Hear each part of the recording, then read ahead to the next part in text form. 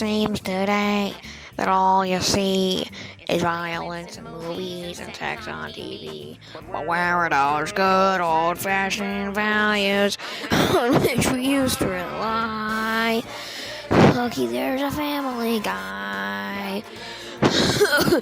The man who positively can do all the things that make